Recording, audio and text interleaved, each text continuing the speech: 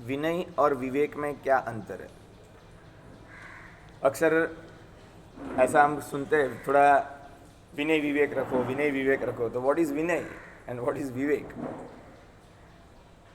हाथ जोड़कर बोलना यह विनय है, मगर क्या बोलना क्या नहीं बोलना, इस चीज़ के लिए विवेक चाहिए। लोगों को बिठाकर खाना खिलाना यह विनय है, मगर द्रव्य क्षेत्र कालभाव को देखकर उसमें कुछ भी परिवर्तन लाने के लिए अपनी तैयारी ना दिखानी, ये अविवेक है।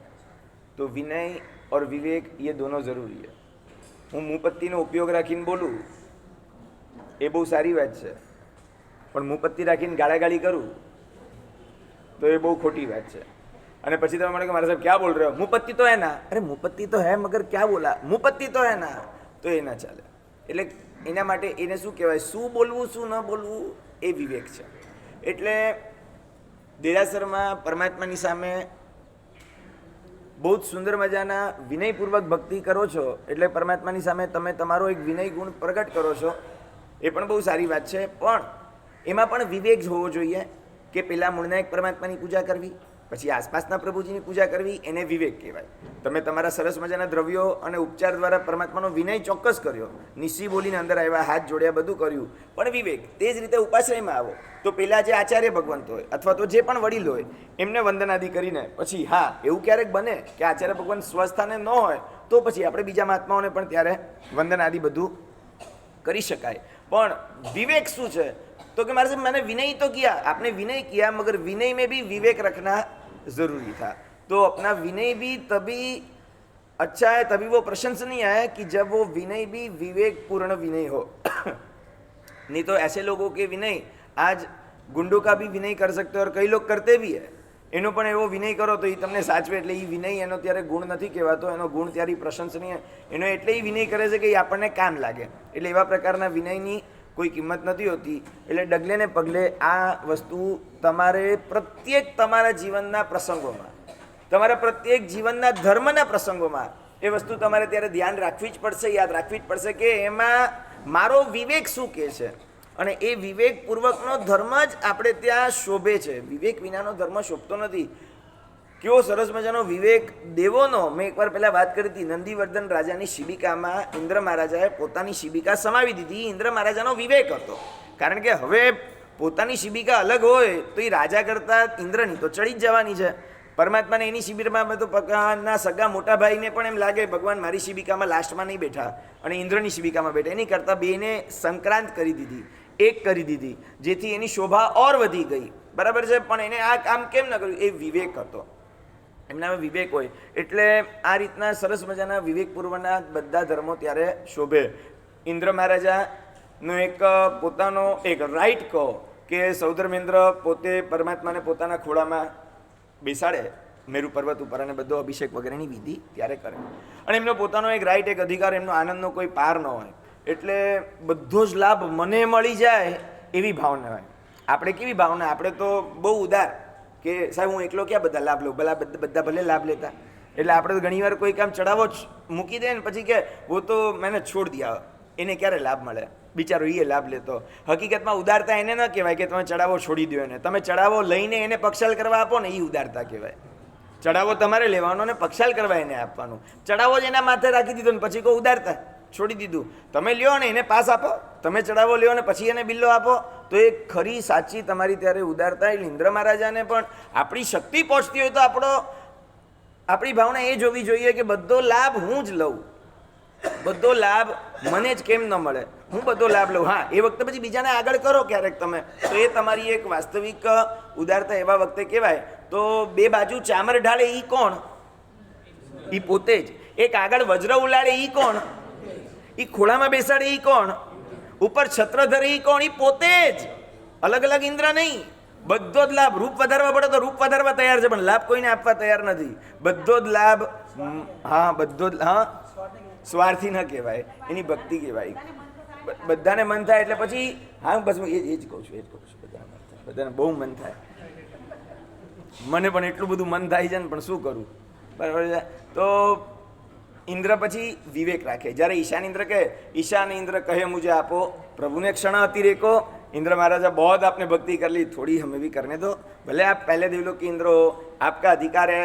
यही समाचार और यही आचार पूर्वापर से चला आ रहा है कि पहले देवलोक के इंद्र ही ये सब उसकी उनकी ये विधि होती है और वो ये हर टाइम पे वही अपना आचार निभाते हैं. मगर ईशान इंद्र की रिक्वेस्ट को देख करके सौदर महेंद्र वीर वापस ना भी नहीं कहते. ठीक है ईशान इंद्र તમે બહુ કહો છો તો ઠીક છે, હવે થોડી વાર તમે ભક્તિ કરો. એટલે ઈશાન ઇન્દ્ર કહે મુજે આપો પ્રભુને ક્ષણ અતિરેકો.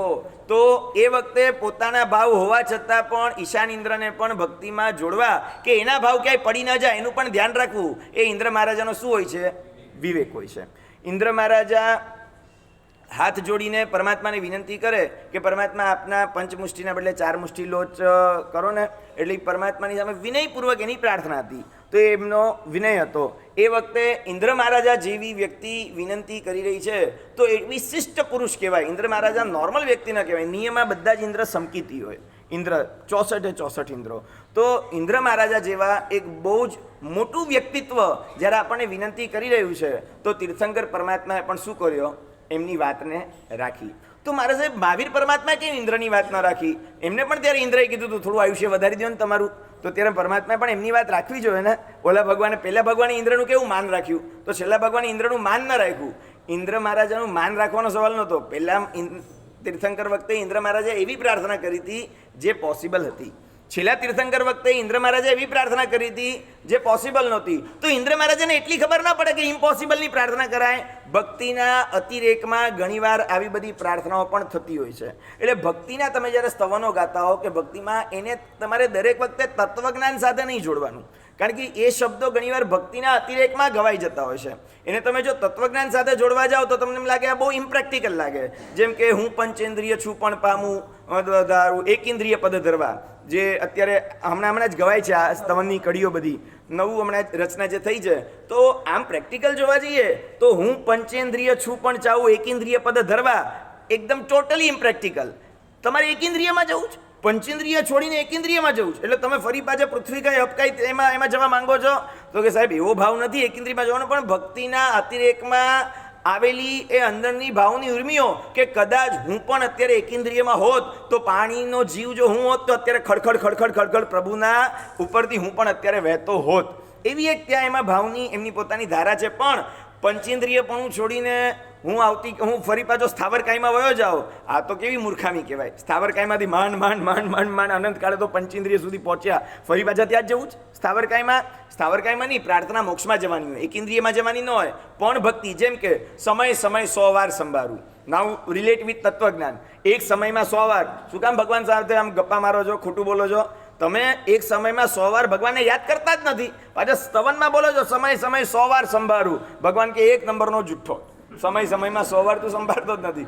એમાં જૂઠાણાનો સવાલ નથી. ભગવાનને કહેવાનો મતલબ એમાં એવો છે, ભગવાન હું તમને એટલો બધો યાદ કરું છું અને એટલો બધોને એક્સપ્રેસ કેવી રીતે કરવાનું? સમય 100 વાર સંભાળવું. એમાં બધી ન જોવાય કે એટલે 100 વાર સંભાળ્યા કે 10 વાર સંભાળ્યા કે 50 વાર સંભાળ્યા. એ ભક્તિમાં આવા બધા શબ્દોના ઘણીવાર પ્રયોગ થતા હોય છે. એટલે તમારે ભક્તિને એ રીતના જ ભક્તિ સ્વરૂપે જ જોવાનું, બરાબર છે? તો ભક્તિની વાતોને ભક્તિના રીતે જોવી એ પણ વિવેક છે, અને તત્વજ્ઞાનની વાતોને તત્વજ્ઞાનથી જોવી એ પણ વિવેક છે. કઈ વાતને કયા નહીંથી સ્વીકારવું એ પણ એક પ્રકારનો વિવેક છે. વ્યવહાર નહીંની વાતો હોય ત્યારે સીધી તમે નિશ્ચયની વાતોમાં વયા જાઓ તો એ અવિવેક કહેવાય. નિશ્ચયની વાતો ચાલતી હોય ત્યારે તમે વ્યવહારની વાતો કરી આવો, પણ મારે તો વ્યવહારથી તો આમ કરવું જ જોઈએ ને. હા, પણ એની ના નથી. અત્યારે વાત નિશ્ચયની ચાલી રહી છે કે નિશ્ચયથી આત્મા સમતા એ જ એની ખરી સામાયિક છે. પણ સાહેબ સમતા રાખે ને પછી સામાયિક ન લે તો કરવી મતે હા એ લેવાની ના નથી. અત્યારે વાત ચાલી રહી છે નિશ્ચયની કે ખરી સામાયિક સમતા એ જ સામાયિક છે.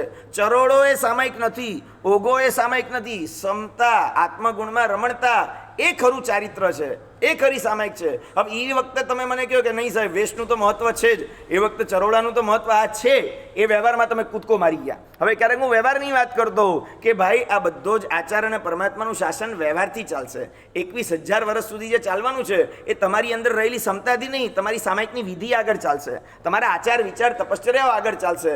તમે જે કંઈ અત્યારે કરી રહ્યા છો એ કેરી ફોરવર્ડ થશે. તમારી ક્ષમતા તમને મુબારક, એ તો તમારી ભેગી વહી જશે. તમે અહીંયાથી જશો ત્યાં નવી પેઢીને તમે મેસેજ શું આપતા જશો? કઈ વસ્તુ તમે તમારા સુધી સામે કેમ પહોંચી? તમારા બાપદાદાઓ કરતા હતા એટલે.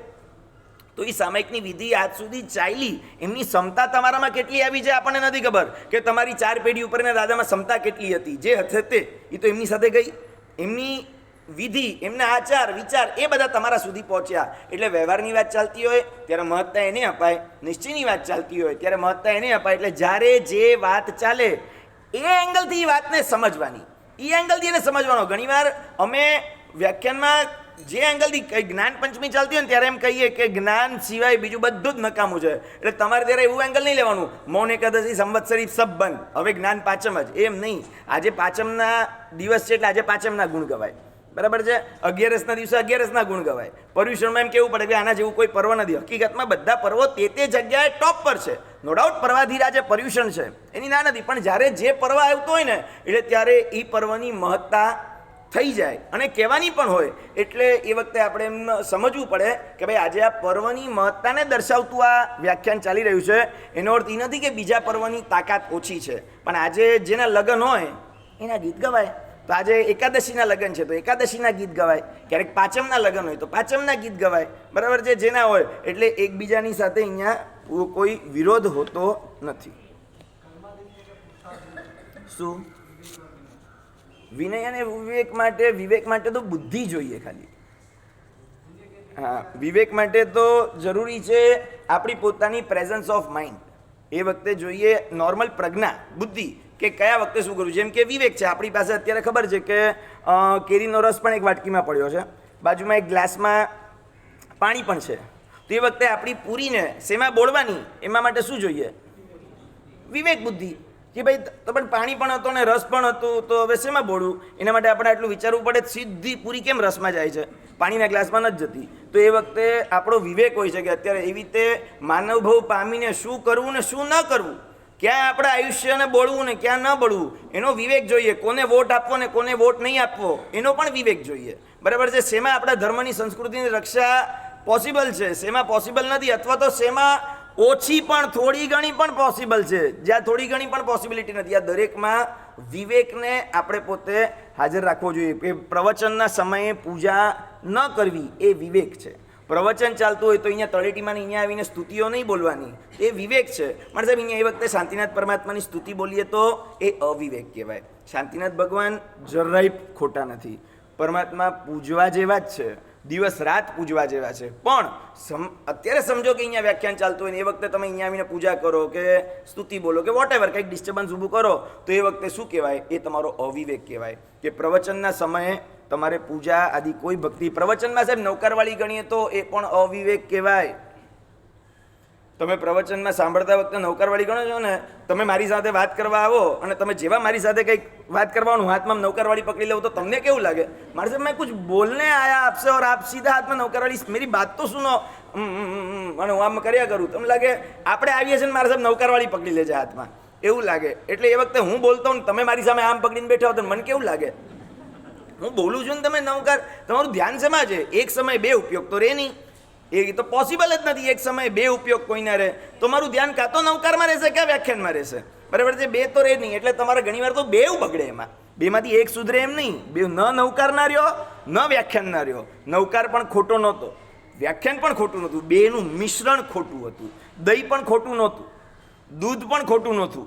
દહીં દૂધને મિક્સ કરીને જે ખાવા ગયા ને, हाँ ये खोटू હતું. एक 2 चम्मच दही डालो, 2 चम्मच दूध डालो और फिर वो हिला के खाने के दही दूधનું મિશ્રણ એ તબિયત બગાડનારું થાય. કેમ? એ અવિવેક ભર્યું મિશ્રણ હતું. તો એ રીતના આપણે અવિવેકથી બચવાના પ્રયાસો સતત કરવા.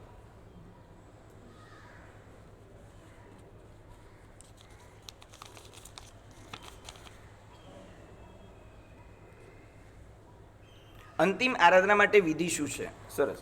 મેં હમણાં કીધેલું લાસ્ટ ટાઈમ પણ તમને, અંતિમ આરાધના માટે સામેવાળી વ્યક્તિને જે પ્રમાણેની સમાધિને પ્રસન્નતા રહેતી હોય એ પ્રમાણે તમારે એમને સંભળાવવું જોઈએ. એ પ્રમાણે આરાધના. ઘણીવાર જીવનભર જેમને જે આરાધના કરી હોય ને એ આરાધના જ ગમે.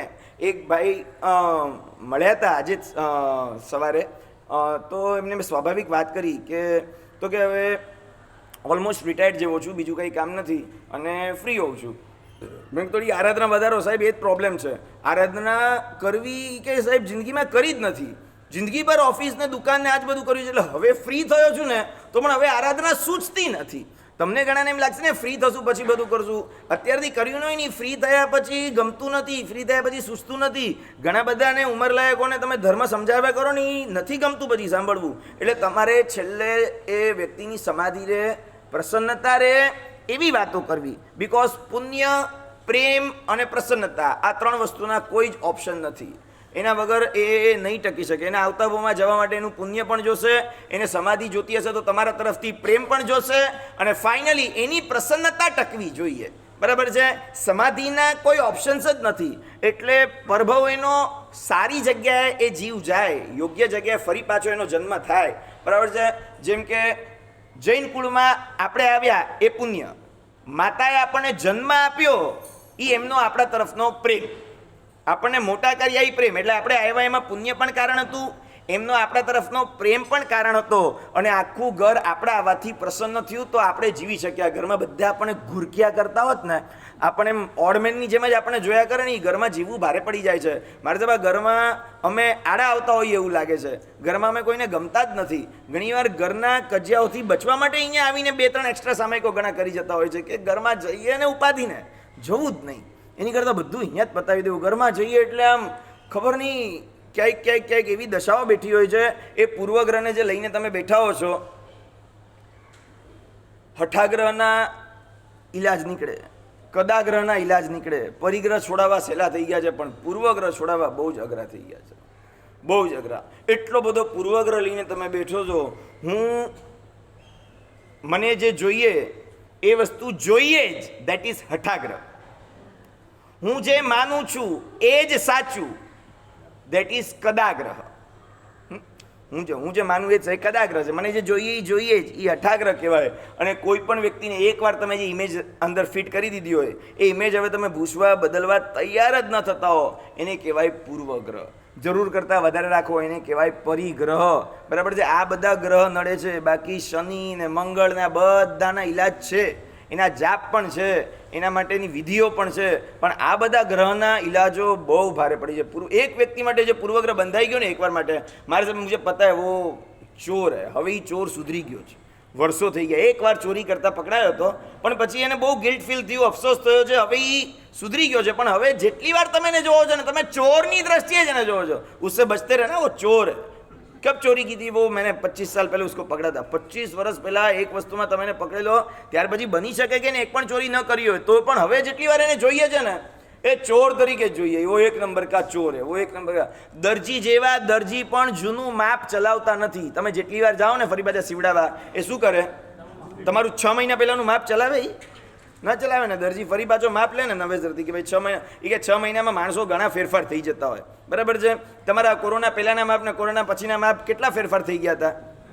ઘરમાં બેઠા બેઠા કેટલા લોકોના માપ આખા બદલાઈ ગયા હતા. એટલે દરજી જેવા દરજી પણ જૂના માપથી જો ચાલતા ન હોય, તો આપણે પણ એ જૂના કોઈના પૂર્વગ્રહથી જ જીવન નહીં જીવવાનું, પણ આપણે પ્રયાસ કરવાનો, પ્રયત્ન કરવાનો, અને નવેસરથી વ્યક્તિને હંમેશા જોવાની. તો તમને ખ્યાલ આવે. એટલે અંતિમ આરાધનામાં પણ તમારી વસ્તુ ખ્યાલ રાખવાની કે એમની પ્રસન્નતા ટકી રહે.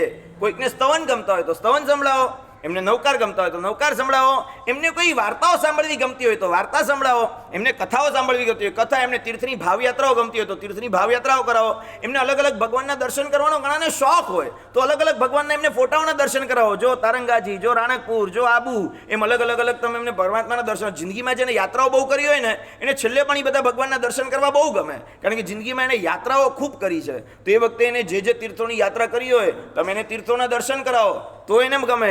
જેને જે ગમતું હોય, જેમની પ્રસન્નતા જેમાં રહેતી હોય એવું કરવાનું. ફક્ત એમને નવકાર જ સંભળાવો હોય ફરજિયાત નથી. હા, છેલ્લે કાંઈ જ ન સૂઝે અને એમ લાગે છેલ્લું, તો નવકાર તો છેલ્લે છે જ બેસ્ટ. કે ભાઈ હવે એમ લાગે છે કે હવે બહુ લાંબુ છે નહીં, ત્યારે બધું જ મૂકીને પછી આપણે એને પ્રેમથી બહુ મંદ સ્વરે, મીઠા સ્વરે નવકાર સંભળાવવાના. જોર જોરથી નવકારની બૂમાબૂમ નહીં કરી દેવાની. એમ જાણે હવે આમ જઈ રહ્યું છે એટલે લોકોના વોલ્યુમ પણ વધતા જાય. જેમ જેમ એમ લાગે ને હવે સામેવાળી વ્યક્તિ હવે એમ લાગે બહુ લાંબુ નહીં કે છે, નવારી અંદાર નવો સિદ્ધાંત નમાર નવું જાણ નવો લેવાડે એવા એની પર આમ બધા તૂટી પડે ને આજુબાજુ. ઓલા કે પણ જાઉં છું, ઉભા રહ્યો, હું જાઉં છું. તમે બધા આટલા બધા કેમ મારી ઉપર છાતી પર ઉભા રહી ગયા છો? એને શાંતિથી ગમે એ રીતના એની બાજુમાં જઈને એને ગમે એવા મંદ સ્વરે, મીઠા સ્વરે નવકાર, કારણ એની પર આમ નવકાર સંભળાવવા માટે તૂટી પડે છે ઘણા બધા. એવું ધ્યાન રાખવાનું તમારે. तो वैलो हो जाए ना जतो।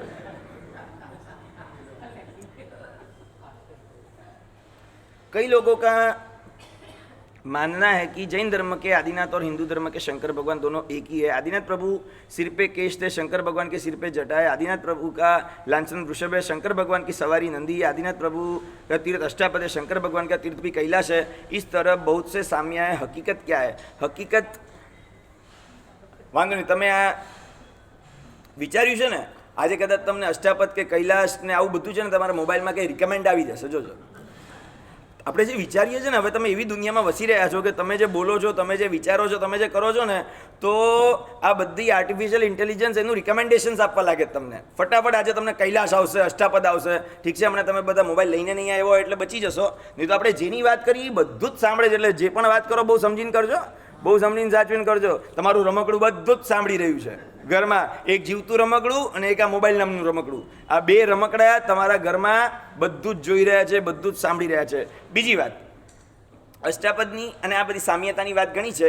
હવે ઇતિહાસ જે હોય તે, આમ આપણે રુદ્ર તરીકે પણ બધી વાતો આવે છે, તો એમ રુદ્રમાં આપણે ગણતરી કરતા હોઈએ છીએ શંકર વગેરેની, પણ ઘણી બધી સામ્યતા હોઈ શકે.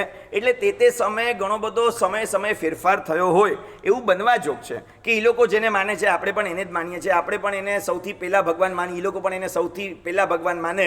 આ બધી રીતે હોય, પાછળથી માન્યતાઓમાં ફરક પડી હોય એટલે એ લોકો એક આખી જુદા રસ્તે વયા ગયા હોય, આપણે જુદા રસ્તે. ઘણીવાર ગંગોત્રી ઓરિજિન પોઈન્ટ છે, પણ હવે ગંગા જે આમથી ગઈ એ ગંગા નામે ઓળખાય, જે બીજા રસ્તે ગઈ બીજી નદીના નામે ઓળખાય. એમ અલગ અલગના નામે નદીઓ ઓળખાતી જાય. મૂળ સ્ત્રોત ઘણીવાર એ ગંગા એ એક હોય તો એ શક્ય હોય, એ બનવા જોગ છે, પણ એ એક જ છે, શક્ય છે એમ કરીને આપણે ત્યાં પૂજવા ના જવાય. માની લો કે આપણે ત્યાં આવતી ચોવીસીના તીર્થંકર પરમાત્મા બનવાના છે શ્રી કૃષ્ણ મહારાજા, એટલે અત્યારે આપણો એક વિવેક છે કે કૃષ્ણ મહારાજાનો આત્મા બહુ ઉત્તમ કે જે તીર્થંકર બનવાના છે, પણ વ્યવહારથી અત્યારે આપણે શ્રી કૃષ્ણના મંદિર વગેરેમાં આપણે ન જઈએ. કેમ? એમાં એ ખરાબ છે એવું નથી કહેતો, આપણે કોઈની મમ્મીને ખરાબ નહીં કહેવાની. મારી મમ્મી બહુ સારી છે, બરાબર છે, એને મારી મમ્મીના વખાણ તો આપણે કરી શકાય ને. કોઈની મમ્મીને ખરાબ કહીને જ આપણી મમ્મીને સારી કેવી એ સિસ્ટમ અને એવી કંઈ બોલવું જરૂર ને પણ નથી. પણ હું જ્યારે પણ મને ભૂખ લાગે તો હું મારી મમ્મી પાસે જાઉં, ફિનિશ. કે પણ એ આંટી પણ બહુ સરસ ખાવાનું બનાવે, એ ભલે આંટી બહુ સારું ખાવાનું બનાવે, આઈ ડોન્ટ માઇન્ડ, તને ભાવતું હોય તો તું જઈ પણ શકે. પણ મને જ્યારે ભૂખ લાગે તો હું મારા જ ઘરે જાઉં, હું મારી જ મમ્મી પાસે જાઉં. તો મહાવીર મારી મમ્મી છે એટલે હું ત્યાં જાઉં છું, બરાબર છે. જેને જ્યાં જવું હોય ત્યાં જવાય. આપણે કોઈને ક્રિટિસાઇઝ અત્યારના જમાનામાં કરવા જેવા પણ નથી, અને અત્યારને બોલવાને આપણા માટે પણ આપણે આવું ખોટું વિચારવું. પણ કદાચ માની લો કે એક છે આવતી ચોવીસીના તીર્થંકર થવાના છે, પણ અત્યારે વ્યવહારથી આપણે ત્યાં જતા નથી, કારણ કે આપણને જે પ્રમાણેના વિતરાગ પરમાત્માનું જે સ્વરૂપ છે એ સ્વરૂપથી જો તીર્થંકર પરમાત્માની આગામી ચોવીસીની કંઈક સ્થાપના થઈ હોય ને તો આપણે પૂજા કરાય, बराबर है। घना एम कन्फ्यूजन थी जाए, महाराज साहब सिमंदर स्वामी अभी तो जीवित है और ये लोग निर्वाण कल्याणक का बोर्ड लगा देते हैं, निर्वाण कल्याणक तो अभी हुआ नहीं भगवान का। अरे निर्वाण कल्याणक की उजवणी तो थाय के न थाय, भले परमात्मा अत्यारे जीवन है, ई मोक्षे जवाना है तो ये बहु आनंदनो विषय है, कोई दुखनो विषय नहीं कि माणसनी आपणे जेम के अहींया कोई जीवता होय तो आपणे एनी स्वर्गारोहण तिथिनी उजवणी करीए एवुं नथी। आ कई કે તમે અત્યારે જીવતો ને માની લો કે કોઈ જ્યોતિષ ફિક્સ ડેટ કહી દે કે તમે આ ડેટના જવાના જ છો, તો એ ડેટના અત્યારથી તો આપણે અગરબત્તીને ફોટો ના મુકાય ને કે આ તમે જવાના જ છો। આપણી વાત આખી જુદી છે, પરમાત્મા તો નિર્વાણને પામવાના છે, એટલે બહુ આનંદની વાત છે। એટલે એ દિવસે પણ ઉત્સવ મહોત્સવ હોય, એ દિવસે એક લાગણી એવી હોય કે પરમાત્મા આપણા વચ્ચેથી ગયા, એવી એક દુઃખદ લાગણીનો અનુભવ એક સામાન્યથી આપણને થાય, કારણ કે પ્રેમનો સંબંધ એવો છે પરમાત્મા સાથેનો, પણ હકીકતમાં એ આપણા માટે પણ બહુ જ આનંદનો વિષય છે। જો આવતી ચોવીસીના તીર્થંકર પરમાત્માની પ્રતિષ્ઠા થઈ શકે અને એમાં પાંચે કલ્યાણકની એમની ઉજવણી થઈ શકે, તો વિયરમાન તીર્થંકર પરમાત્માના નિર્વાણ કલ્યાણકની ઉજવણી કેમ ન થાય? બહુ પ્રેમથી થાય, એટલે એમાં કોઈ જાતની એવી શંકાને પણ સ્થાન હોતું નથી। એટલે આપણે પૂજનીય તરીકે કોને પૂજવાના? જેમાં વિતરાગતાનું સ્વરૂપ આપણને દેખાતું હોય, બરાબર છે, એવા પરમાત્મા આપણા માટે પૂજનીય છે। પછી ભલે તે આગામી હોય કે અતીત કે આગામી ચોવીસીના કોઈ પણ હોય, એમાં વાંધો નથી, પણ અન્ય સ્વરૂપે જ્યાં બિરાજમાન હોય ત્યાં આપણે વિવેક રાખવાનો।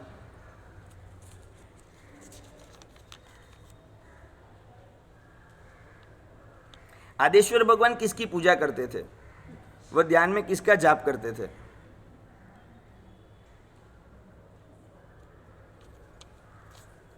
आदेश्वर भगवान क्यारे भगवान ने पूजा करवानी होती नहीं। तीर्थंकरों અંતિમ ભાવના એ લોકોના જીવનના આચાર જ જુદા હોય છે. એ લોકો ધ્યાનમાં કાવસકમાં જરૂરી નથી કે નવકાર ગણે, લોગસ ગણે, એ બધું આપણા માટે છે. આપણું ધ્યાન ભટક બધે કરતું હોય તો એટલે ક્યાંક જોડવા માટે આપણા માટે ફિક્સ કરી નાખ્યું કે ભાઈ આટલા લોગસ ગણો, આટલા નવકાર ગણો. બાકી એ તો ધ્યાનની ધારામાં વયા જાય. કોઈ દ્રવ્યનું યોગને એવા ધ્યાનમાં વયા જાય, કોઈ અન્ય એવા કેટલાય ધ્યાનમાં વયા જાય. એટલે કાવસક મેં જરૂરી નહીં है कि लोगस और नवकारी गिनना, अपना ध्यान कहीं भटक ना जाए, इसलिए ये सब विधि अपने लिए बना दी. यूं ही कभी आपको इच्छा हो जाए कि मुझे कावसक में खड़े रहना है, आप ऐसे ही कावसक में रह जाओ, जीविचार का स्वाध्याय कर लो. कावसक में रह करके आप 563 भेद एकदम अच्छी तरह से आप चिंतन करो, नौ तत्व का चिंतन करो, षड्द्रव्य का चिंतन करो, कोई दिक्कत नहीं. ये सब चीज भी आप कावसक में रहकर कर सकते हो. प्रतिक्रमण में ये सब चीज नहीं कर सकते, क्योंकि इसमें कोई मर्यादा है, कोई लिमिटेशन है. किसी का कावसक तो उस टाइम पे सबकी एक वाक्यता रहे, अपना ध्यान भी कहीं चलित ना हो जाए, तो ये विधि बना दी कि भाई 1 लोगस, 2 लोगस, 4 लोगस, जो कुछ भी है. इसलिए तीर्थंकर परमात्मा हो सकता है कभी लोगस के ध्यान में भी हो सकता है कभी नवकार के ध्यान में भी हो सकता है कभी किसी और ध्यान में भी हो. इसलिए वो कौन सा जाप करते थे तीर्थंकर परमात्मा, कावसक में क्या गिनते थे, ये अपने जैसे नहीं होते. उनके लिए बस एक ध्यान दे, कभी कुछ एक छोटा सा कोई पुद्गल क्यों ना हो, उसके ध्यान पे वो लग जाते हैं और पुद्गल की हर स्थिति को वो उस टाइम पे विचारते हैं और सोचते हैं. तो वो भी उनके लिए एक बहुत बड़ा ધ્યાન કા વિષય બન सकता है. આપણું ધ્યાન જે 2 મિનિટ પણ ન લાગે ને, તીર્થંકર પરમાત્મા કલાકો સુધી એના ઉપર ધ્યાન ધરી શકે. બરાબર છે. આપણને લાગે આમાં હું ધ્યાન ધરવાનું, આમાં ધ્યાન ધરવા જેવું છે શું? આપણી મતિ જેટલી છે, આપણી સ્થિતિ જેવી છે, અને આપણી કેપેસિટી પણ એટલી છે, આપણી સમજ પણ એટલી છે. એક તો ઓછી અને ફરી પાછી જે છે એ વિચિત્ર. આ તો યાદ તો કરાવી છે તમે, યાદ તો કરાવતો જ રહીશ તમને. છતાં તીર્થંકર પરમાત્માના આચારો જુદા હોય. એટલે તીર્થંકર પરમાત્મા બીજા છેલ્લા ભાવમાં, લાસ્ટ ભાવમાં એ કાંઈ દેરાસરે રોજ જાય ને તીર્થંકરોની પૂજા કરે, એવું બધું એમના આચારમાં ન હોય. એ કલ્પ એટલે કે આચાર તીર્થંકરો માટેના બધા જુદા હોય.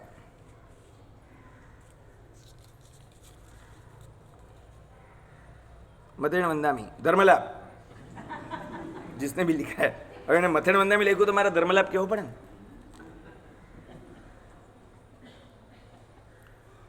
પહેલાં નાના ભગવાનની અષ્ટપ્રકારી પૂજા કરવી જોઈએ કે મૂળનાયક ભગવાનની પૂજા કરવી જોઈએ? જો મૂળનાયક ભગવાનની પોસિબલ હોય તો મૂળનાયક ભગવાનની જ કરાય. ટાઈમ સેટઅપ ન થતો હોય અને મૂળનાયક ભગવાનને હજી વાર હોય ને તમારી પાસે ટાઈમની અનુકૂળતા ન હોય તો તમે કદાચ આજુબાજુ ભગવાનની કે નાના ભગવાનની. બટ સિસ્ટમ જો બધું પોસિબલ હોય, ખાલી તમારે 2-5 મિનિટ લાઇનમાં ઊભા રહેવું હોય કે એટલો જ સવાલ હોય, તો આપણો વિવેક એ છે કે પહેલાં મૂળનાયક, પછી આજુબાજુના બધા જ પરમાનન્ટ.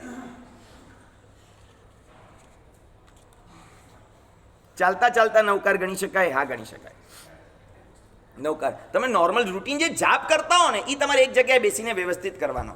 એક જગ્યાએ બેઠા હો ત્યારે શાંતિથી બેસીને એકાગ્રચિત્તે, એમાં પણ શક્ય હોય તો fix time, fix direction, fix clothes, fix જગ્યા, આ બધું તમારું ફિક્સ હોય ને તો તમારે જાપનું એક વિશેષ ફળ તમને મળે. બરાબર છે. શુદ્ધ કપડાં હોય, પૂર્વ દિશા કે ઉત્તર દિશા, કોઈ પણ સારી એક ફિક્સ દિશા હોય, શુદ્ધ કપડાં હોય, ફિક્સ ટાઈમ હોય, આ જેટલું તમે ફિક્સ રાખો તો વધારે સારું, તો તમને એનું વિશેષ ફળ. બાકી નોર્મલી ઉઠતા, બેસતા, ચાલતા, સૂતા નવકાર બધે જ ગણાય. બરાબર છે. આપણે નાના હતા ત્યારથી સમરો મંત્રમાં નહોતો બોલતા? સમરો મંત્રમાં શું બોલીએ? જીવતા સમરો, મરતા સમરો. જે કરો ત્યારે નવકાર મંત્ર ગણવામાં બીજો કોઈ ઇસ્યુ નથી, કોઈ પ્રોબ્લેમ. ગુરુ ગૌતમ સ્વામીજી પરમાત્માની નવઅંગે પૂજા કરી શકાય? હા. જીવંત ગુરુની આપણી સમાચારી પ્રમાણે આપણે નથી કરતા.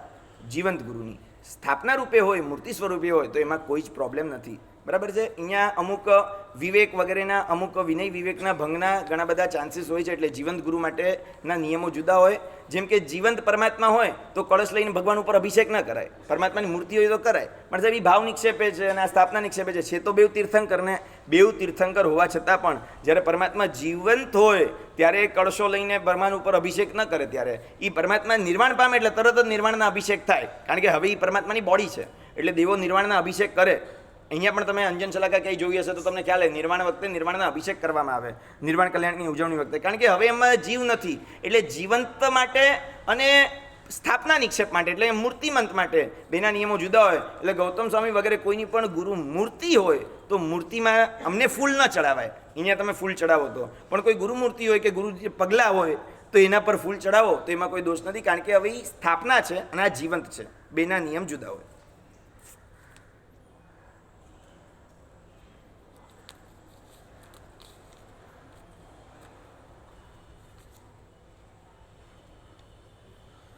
આપ વીતી ખમાય, આપ જાણ્યા વીતી કેમ સેવાય, બહુ દુઃખી લાગે છે. પોતાના ઉપર આવેલા કર્મોના ઉદયને સમજણથી સહન કરી પણ લઈએ, બાળકોને આવેલા કર્મોના વિચિત્ર ઉદયથી કાળજામાંથી સમજ ઉડી જાય છે, આર્તધ્યાન થઈ જાય, નેગેટિવિટી ડિપ્રેશન ફીલ થાય, ત્યારે કેવી રીતે ડીલ કરવું? કર્મ ઇઝ કિંગ, કર્મ is great and everything is in order. તમે તમારા ઉપર આવેલા દુઃખને સહન કરો છો એમ નહીં, તમારા જીવનમાં કોઈના પણ ઉપર જ્યારે દુઃખ આવ્યા હોય, તમને જે ગમતા હોય એમના જીવનમાં દુઃખ આવ્યા હોય, ત્યારે પણ કર્મની જ સ્થિતિ વિચારવાની છે.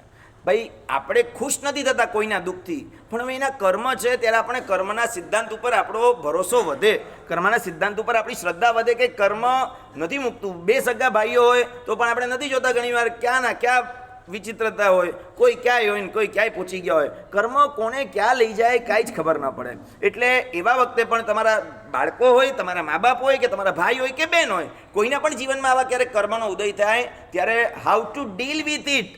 સિમ્પલ, તમે આપણી પાસે એટલી બેસ્ટ વસ્તુ મળી છે જે દુનિયા પાસે નથી મળી. દુનિયા અત્યારે ઘણી બધી ભટકી રહી છે અને કોઈને કોઈની ઉપર દોષનો ટોપલો નાખી રહી છે, બિકોઝ એ લોકો પાસે કર્મ નામનો સિદ્ધાંત નથી. એટલે આને મારું બગાડ્યું, इसने मेरा बिगाड़ दिया, इसने मेरी पेरी बाजी बिगाड़ दी, इसके लिए मैं दुखी हो गया, इसकी वजह से मेरा ये हो गया, પૂરા ચોપડ બધું એ લોકો કોઈકના ઉપર જ નાખતા હોય છે, કારણ કે કર્મ માનવા જ તૈયાર નથી. એ લોકો પાસે ભાઈ પૂર્વે કરેલા કર્મોથી આવું થાય, આવું બધું બને. જરૂરી નથી કે આજે જ બધું કર્યું હોય. ગઈકાલે તમે જે તપેલીમાં પાણીપુરીનું તીખું પાણી રાખ્યું હોય ને, એમાં આજે સાદું પાણી પણ રાખો ને 2, 3, 4 કલાક સુધી, પછી પાણીનો સ્વાદ બદલાઈ જાય. બરાબર છે? કેમ? કારણ કે ગઈકાલે એમાં શું રાખેલું, પછી ધોઈ નાખ્યું હોય તો પણ એ રહી જાય, એનો સ્વાદ રહી જાય. તો એ રીતના પૂર્વે બાંધેલા કર્મ પણ એની અસર બતાડે. માણસે પણ આ ભાવમાં અમે કોઈનું કંઈ બગાડ્યું નથી, પણ મેં ક્યાં કીધું તમે કોઈનું કંઈ બગાડ્યું? કોઈક ભાવમાં કંઈક થયું હશે. બરાબર છે? એના વગર, ખાધા વગર જાડા થાય જ નહીં.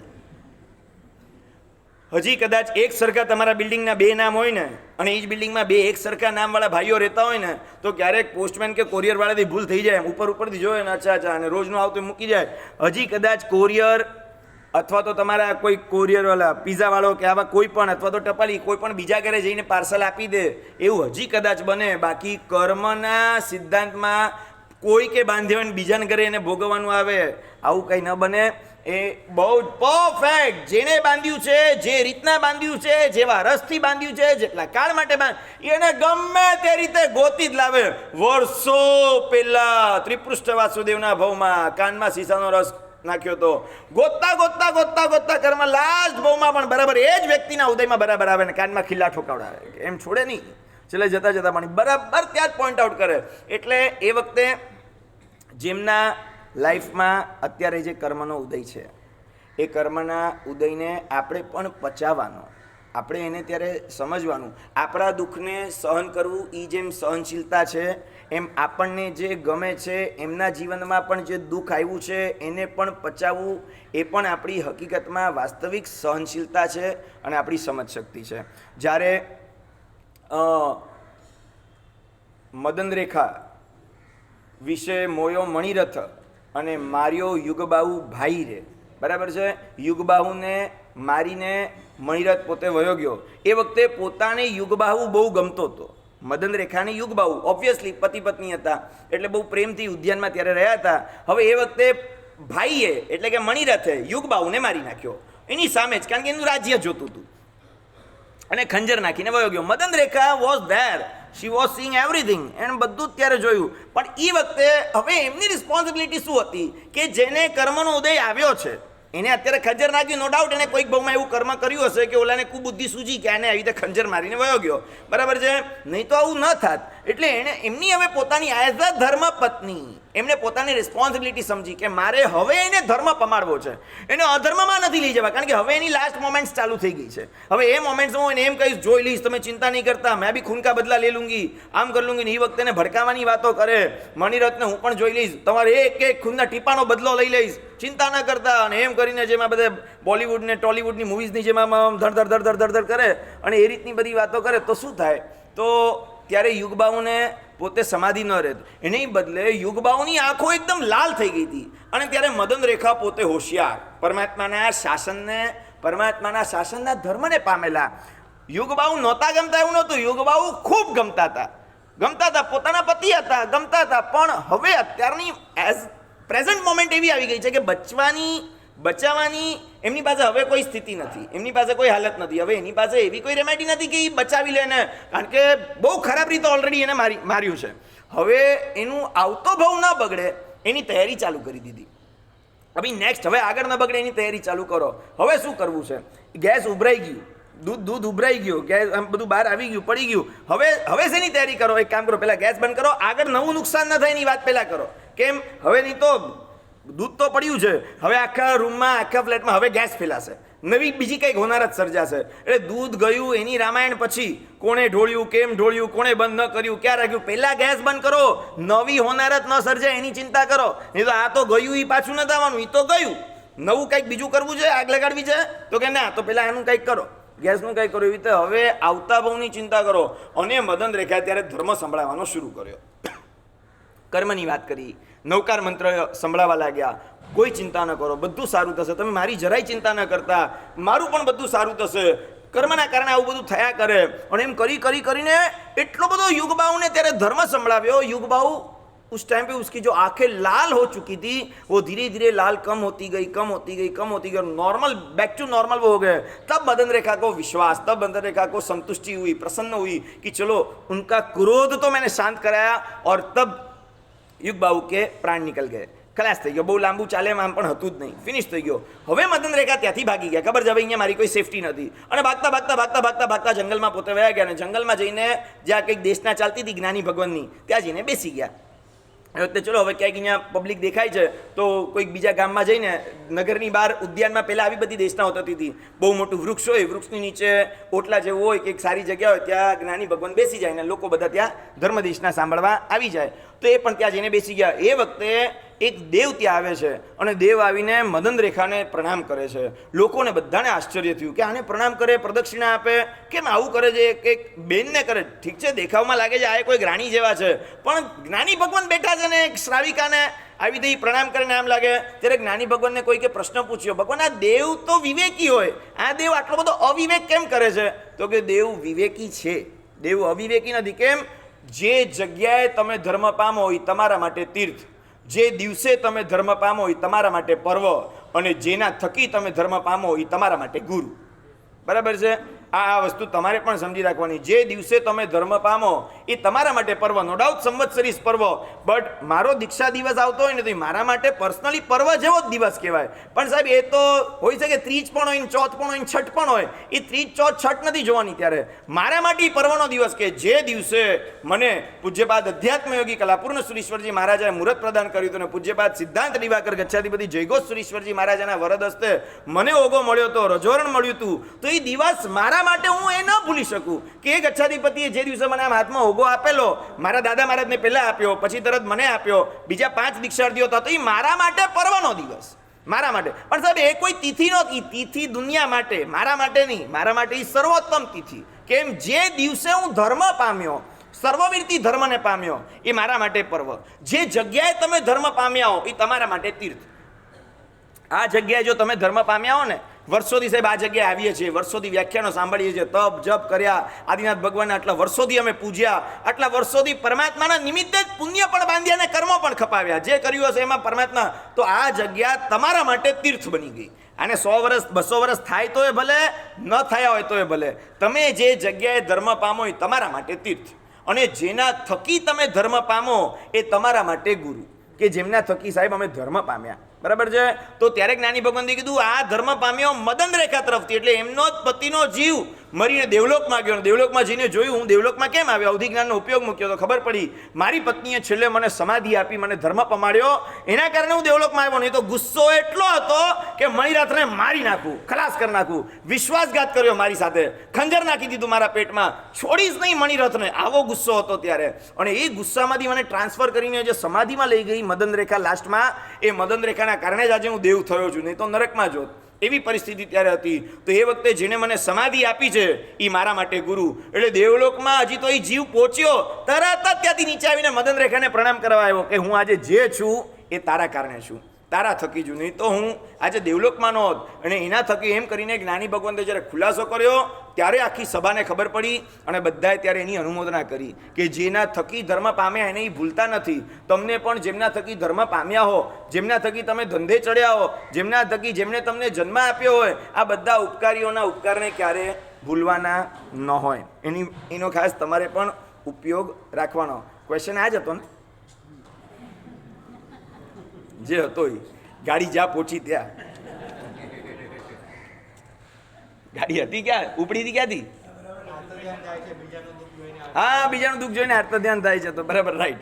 તો પછી મદન રેખાને પોતાના પતિનું દુઃખ જોઈને આર્ત ધ્યાન ન થયું, ન પોતાને થયું ન એને થવા દીધું. બરાબર છે. એને દુઃખ આવ્યું છે કર્મના કારણે. હવે મારે કર્મનો સિદ્ધાંત સમજવાનો પણ છે અને એને સમજાવવાનો પણ છે. સામેવાળાને એને પણ સમજાવવાનો છે કે ભાઈ જો કર્મના કારણે થયું છે, આમાં અમે પણ હેલ્પલેસ છીએ, અમે કાંઈ ન કરી શકીએ. બરાબર છે. બધું જોવા છતાં જેનું જે શરીરનું પુણ્ય ક્યારેક ઓછું હોય, ક્યારેક પારિવારિક પુણ્ય ઓછું હોય, ક્યારેક સોશિયલમાં બીજી રીતે પુણ્ય ઓછું હોય, ક્યારેક ફિનાન્શિયલ પુણ્ય કંઈક ઓછું હોય, તમે બધો સપોર્ટ કરવા છતાં બધાનું બધે નથી ચાલતું. બધાનું બધું ચાલતું હોત તો અનંતભાઈનું વજન ઘટાડી ન હોત મુકેશભાઈએ, એ ન ઘટાડી શક્યા. હવે એનું પોતાના હાથમાં પૈસો ઓછો હતો પણ નથી. હવે એના શરીરની ટેન્ડન્સી જ એવી છે કે બીમારી એવી છે, એમાં વજન ઘટે એમ નથી. તો મુકેશભાઈ ઇન્ડિયાના એશિયાના નંબર 1 હોવા છતાં પણ કંઈ પૈસાથી બધું ન થઈ જાય. બરાબર છે. તો એને સમજવું પડે ને એને સ્વીકારવું પડે કે ભાઈ મારી બોડી આ છે. બરાબર છે. તો આપણે સ્વીકારી લેવાનું. આપણા દીકરા કે આપણે જે છીએ જેવા છીએ ઉસકા ભી બડા નામ હે. હા, લંબી હો તો ભી બડા નામ હે, ઠીંગી હો તો બડા, બધાના નામ છે. બધાની પોતપોતાની એક દુનિયા. તમે જાડિયા હો, તમે પતલા હો, તમે કાળિયા હો કે તમે રૂપાળા હો, દરેકની પોતપોતાની. તમને ખુશ રહેતા આવડવું જોઈએ. તમને ખુશ રહેતા નથી આવડતું ને એટલે બીજા લોકો તમારી પર ઓર ચડી બેસે. બરાબર છે. આપણને ખુશ રહેતા આવડે, સામેવાળો શરમાઈ જાય અને આટલી બધી પ્રોબ્લેમ છે પણ આ તો ખુશ છે એકદમ, કારણ કે મેં કર્મના સિદ્ધાંતને સ્વીકાર્યો છે અને સમજ્યો છું. કર્મગ્રંથની ગાથા ખાલી બાયહાટ હોય એને કર્મ સ્વીકાર્યો ન કહેવાય. કર્મ ખરેખર લાઈફમાં જ્યારે આવે ત્યારે એને સ્વીકારો તો કર્મ સ્વીકાર્ય કહેવાય. કર્મગ્રંથ મોડે છે ને કર્મ સ્વીકારતા નથી પાછા, એનો કોઈ મિનિંગ નથી. એટલે કર્મના સિદ્ધાંતને ખાસ સ્વીકારવો. પૂજ્ય ગુરુદેવ મથેણ વંદામી. વંદન. ફરી પાછો ધર્મલાભ. સરસ સવાલ. Once in a while due to laziness late થઈ જાય, લેટ ઉઠાયું હોય ત્યારે what priority to give to following and there is the only 1 hour. તો એ 1 hour માં what should we do? વ્યાખ્યાન, પ્રતિક્રમણ or Pooja? In what order? Why? Thank you. Please forgive language. અને ખીચડી એપોલોજીસ. મારી ખીચડીને માફ કરજો એમ લખ્યું છે. ઠીક છે. ખીચડી બનાવતા શીખી જજો ખાલી, તો વાંધો નહીં. જો આમ બધું જ કરવા જેવું છે. તમે જે લખ્યું છે ને વ્યાખ્યાન, પ્રતિક્રમણ, પૂજા, એમાંથી છોડવા જેવી એકે વસ્તુ નથી. સૌથી પહેલાં તો આ. અને તમને આ જવાબ એક્સપેક્ટેડ હતો કે મારે સાહેબ એમ જ કહેશે બધું જ કરવા જોઈએ. પણ હવે નથી થતું તો શું કરવાનું? ટાઈમ ઓછો છે તો શું કરવાનું? તો પણ ત્રણેય કરવાનું. છોડવા જેવું કાંઈ જ નથી. પણ મારે સાહેબ નથી, ટાઈમ જ નથી. ત્રણેય કરવાનું તો જ લખ્યું છે કે અમે માનીએ છીએ ત્રણેય કરવાનું. નથી તો શું કરવાનું? તો પણ ટ્રાય કરવાની, ત્રણેય કરવાનું. તો પણ ન થાય તો બસ આવું 3, 4, 5 વાર ટ્રાય કર્યા પછી પણ ન થાય ને, ફૂલ ઓન ટ્રાય કર્યા પછી તો કંઈક વિચારવાનું. ત્યાં સુધી ટ્રાય કરવાની કે ત્રણેય જ કરવાનું. તરત જ એના રસ્તા ન વિચારો. ત્રણેય વસ્તુ થાય એની જ ટ્રાય કરો. કે ન થાય એમ કરીને એક જો વસ્તુ છોડી દેશો તો ઘણીવાર આપણને જ ખબર નથી પડતી કે એ આપણો ક્યારેક પ્રમાદ હોય છે, ક્યારેક આપણું એ ભલે સ્વીકારે છે કે લેઝીનેસને જે હોય કારણ ભલે જે પણ હોય, લેઝીનેસ હોય તો લેઝીનેસ દૂર કરો. આ ત્રણમાંથી એક વસ્તુને કેમ દૂર કરો છો? બરાબર છે. પ્રમાદ આવતો હોય તો એને દૂર કરવાનો પ્રયાસ કરવાનો હોય. છતાં પણ જ્યારે કરવાનું જોઈએ ત્યારે તમારે એક પણ વસ્તુને ગૌણ ન કરાય. પણ દરેક વસ્તુમાં ટાઈમ ઓછો વધતો તમારે સમજો. પૂજા બહુ લાંબી ચાલતી હોય તો પૂજાને થોડોક એમાં ઉપયોગ રાખીને, વ્યાખ્યાનમાં થોડો ટાઈમ આપીને, આવશ્યક ક્રિયાઓને પણ ગૌણ ન કરાય. એવી રીતના તમારે ટાઈમમાં થોડો ફેરફાર કરીને પણ તમારે આ ત્રણેય વસ્તુને કેવી જોઈએ. હું તમને એમ ક્યારે નહીં કહી શકું કે તમે પ્રતિક્રમણ નહીં કરો તો ચાલશે, તમે પૂજા છોડી દો તો કાંઈ વાંધો નહીં, એક કામ કરો તમે પૂજા કરજો, વ્યાખ્યાનમાં નહીં આવો તો ચાલશે, ન ચાલશે. છતાં પણ ઘણીવાર પર્સનલી તમે જો કોઈક તમારા સદગુરુ ભગવાનને મળો તો એ પર્સનલી તમને કહી શકે. હું આવો રૂલ સ્થાપિત ન કરી શકું. ઇન જનરલ પર્સનલી તમારા માટે હું કહી શકું કે હવે તમને કેલ્શિયમની જરાય જરૂર નથી, સો કોન્સન્ટ્રેટ ઓન હેમોગ્લોબિન. બરાબર છે, બીકોઝ કેલ્શિયમ તમારામાં ફૂલ છે. હવે તમે થોડોક ટાઈમ સુધી કેલ્શિયમની દવા નહીં લ્યો, કેલ્શિયમવાળું ફૂડ નહીં લ્યો તો ચાલશે. એ તમારો રિપોર્ટ તમારા સદગુરુ જે પણ હોય એ જોવે, એ તમને ત્યારે કહી શકે કે તમારે હવે વધારે ફોકસ કયા ડાયટ ઉપર આપવાનું છે. ઇન જનરલ તમે જો કોઈને પૂછશો તો એ કહેશે તમારા લાઈફમાં calcium, protein, carbohydrates, minerals, haemoglobin બધું જ હોવું જોઈએ. પણ સાહેબ ના ચાલે, બધું જ જોઈએ. પર્સનલી તમે ક્યારેક કોઈક સદગુરુ ભગવાનને મળશો તો તમારા લાઈફને શું જરૂર છે એની પ્રાયોરિટી આપવા માટે કહી શકે.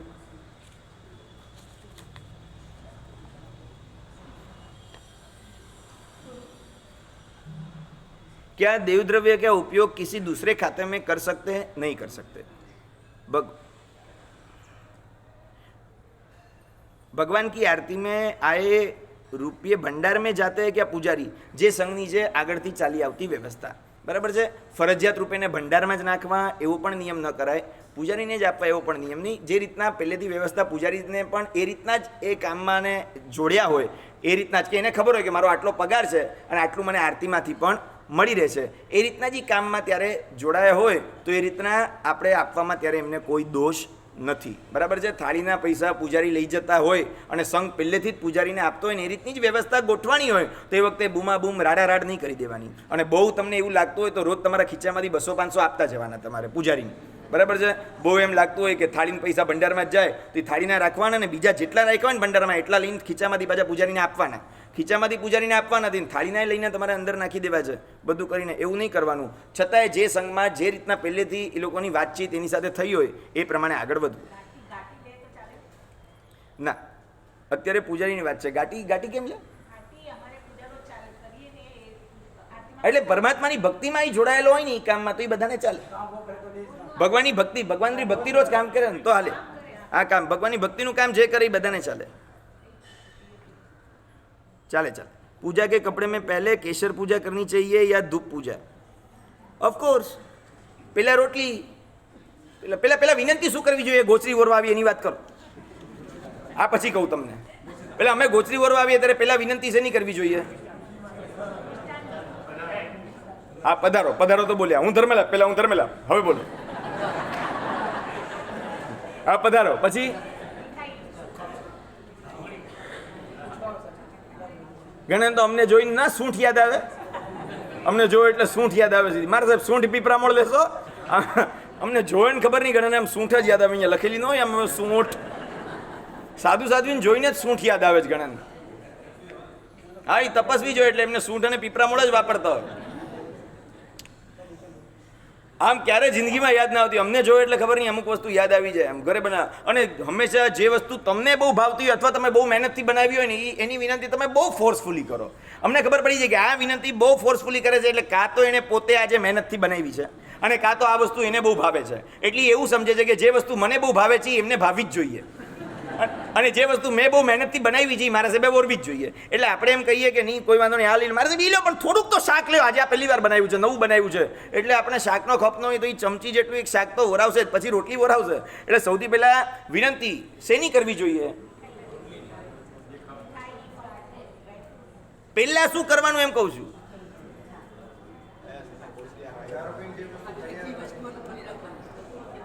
સૌથી પહેલાં જે વસ્તુ હોય એની વિનંતી કરવી જોઈએ.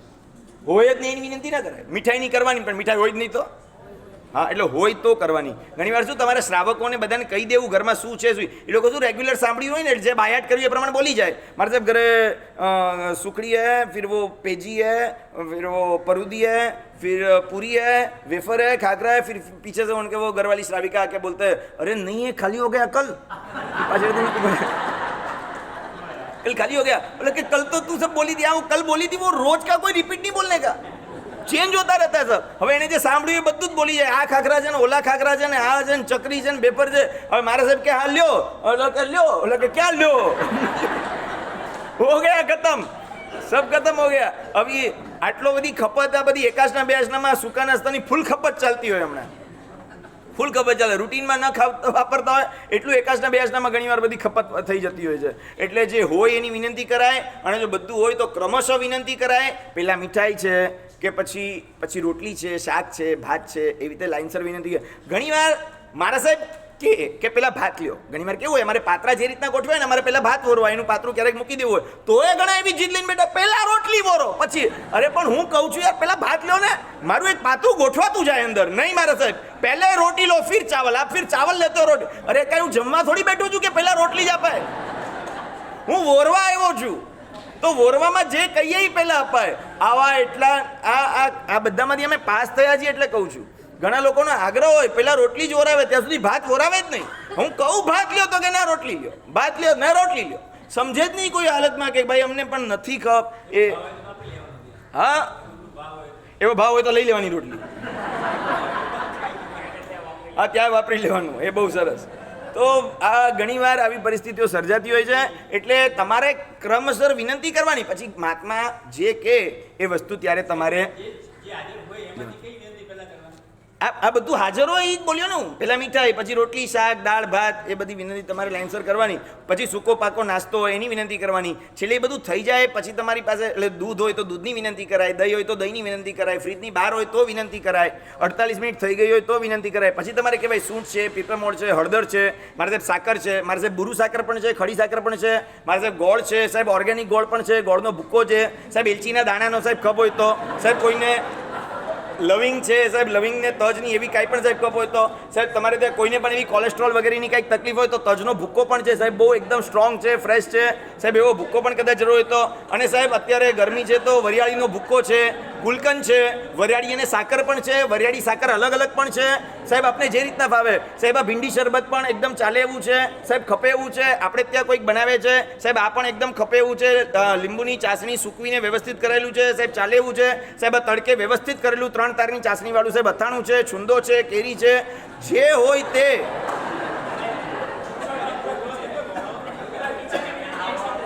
તમે કેવું તો પડે કે નહીં, જે હોય તે.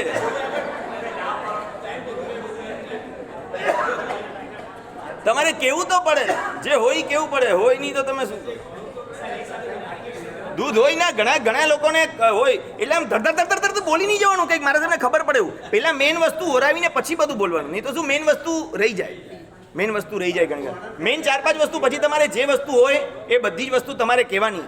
જો ઘરે 2 જાતના દૂધ આવતા હોય, ગાયના અને ભેંસના, તો કહેવાનું સાહેબ ગાયનું પણ છે, ભેંસનું પણ છે સાહેબ, ગરમ પણ છે, ઠંડુ પણ છે. એટલે તમારે ત્યારે કેવું પડે ઘણીવાર, જ્યારે જેમને કેવો જોગ હોય એ ત્યારે. હવે વાત કરું તમને, જો હવે તમે જો પૂજાના કપડામાં આવ્યા હો તો પહેલાં જળ પૂજા, પછી ચંદન પૂજા, કેસર પૂજા નામની આપણે ત્યાં કોઈ પૂજા જ નથી, આ હવે ચાલુ થઈ છે. બાકી પૂજા ઇઝ ચંદન પૂજા. સરસ મજાનું ચંદન ઘસો અને દૂધ પૂજા, કેસર પૂજા, આ કોઈ પૂજા નથી, ચંદન પૂજા છે. એમાં ચંદનમાં થોડુંક કેસર નાખતા ગયા બધા, બાકી કેસર ન હોય તો પણ ચંદન પૂજા તો થાય. એમાં કેસર નાખવી કંઈ જરૂરી નથી, ચંદન જ ઘસવાનું છે અને ચંદનથી જ પરમાત્માનું વિલેપન કરવાનું છે. અને એના પછી અગ્ર પૂજા આવે, એટલે કે ધૂપ, દીપક, અક્ષત, ફળ, અને એના પછી ભાવ પૂજા આવે. આ સિસ્ટમથી, આ ક્રમથી તમારે આગળ વધાય. પ્રશ્નો હજી છે ઘણા બધા, પાછા ડબ્બામાં રાખી દો. આવતા સોમવારે ફરી પાછા આપણે બધા પ્રશ્નો બહાર કાઢશું. જીનાગ્રહ બોલે ચાલો. છે કોઈ બીજી જાહેરાત? 15મી ઓગસ્ટ છે ગૌતમ સ્વામી પૂજન. હજી કોઈ બાકી રહી ગયા હો તરત જ તમે લખાવી દો. બહુ જ સુંદર મજાનું પૂજન છે. જે કાંતિભાઈ વિધિકારા પૂજન કરાવવા આવી રહ્યા છે, વિધિકાર, અત્યાર સુધી એમણે 900 થી વધારે ગૌતમ સ્વામીના પૂજન કરાવ્યા છે. એટલો બધો એક્સપિરિયન્સ એમને આ પૂજનનો છે. બહુ મજાનું પૂજન થશે. પ્રથમ ગણધર, જેમનું 2550મું કેવળ જ્ઞાન વર્ષ ચાલી રહ્યું છે, એવા ગૌતમ સ્વામીનું પૂજન 15 ઓગસ્ટ 9 થી 12 અહીંયા થશે. ખાસ બધા સમયસર આવજો અને લાભ લેજો. યંત્ર મંગળ કળશ જોતું હોય તો ઓફિસમાં નામ લખાવી દેજો.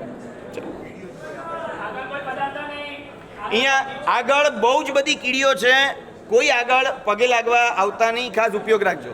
બહુ બધી, હા, 2 બાજુ આગળ આવતા નહીં.